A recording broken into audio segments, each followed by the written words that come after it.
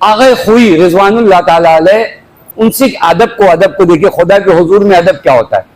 ان سے کسی نے کہا آغا اتنی ترقی، اتنے شاگرد، اتنی کتابیں، اتنا درس خارج، یہ سب کیسے؟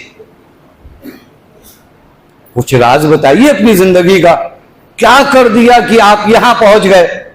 انہوں نے کہا دیکھو، میں اپنا کامیابی کا راز بیان کرنے سے پہلے ایک واقعہ تمہیں بتاتا ہوں، بہت اہم ہے، غور سے سنیے گا، ادب کسے کہتے ہیں۔ کہ جناب ابراہیم کا واقعہ انہوں نے بیان کرنا شروع کیا۔ جناب ابراہیم نے خدا سے پوچھا میرے اللہ یہ پروسیس بتا کہ شہد بنتا کیسے؟ یہ شہد بنتا کیسے؟ یہ مکھی کے بس کی بات ہے، میں سمجھ نہیں پایا۔ اللہ تعالیٰ نے کہا ابراہیم اپنی مٹھی کھولو۔ مٹھی کھولا، دو مکھیاں آئیں، کہ وہ دو مکھیاں آ کر بھن بھناتی رہی ہاتھ پر، بیٹھی بھی نہیں گئی، اگر مکھیاں آ کر اڑ رہی ہوں، بھن بھنائیں اور چلی گئیں۔ حضرت حق نے کہا ابراہیم ہاتھ پلٹو، یعنی ایسے کھولے تھے، مکھیاں یہاں بھن بھنا رہی تھی، ہاتھ پلٹو۔ ہاتھ پلٹا تو دیکھا وہاں شہد کا قطرہ ہے۔ اور کہ ادب۔ حضرت ابراہیم نے کہا میرے اللہ ابھی تک تو ایک سوال تھا، اب دو سوال ہو گیا۔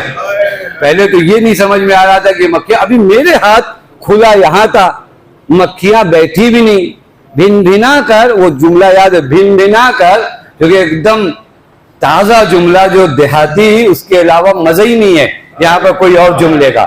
میں خود سوچ رہا تھا کہ نغمہ سرائی ہو نغمہ، لیکن وہ بھن بھنانے میں جو مزہ ہے کہ وہ مکھیاں آ کر بھن بھنائیں، آپ کے ہاتھ پہ بیٹھی بھی نہیں، اور ہاتھ کے جس طرف بھن بھنائی وہاں شہد بھی نہیں، شہد ہے الٹی طرف۔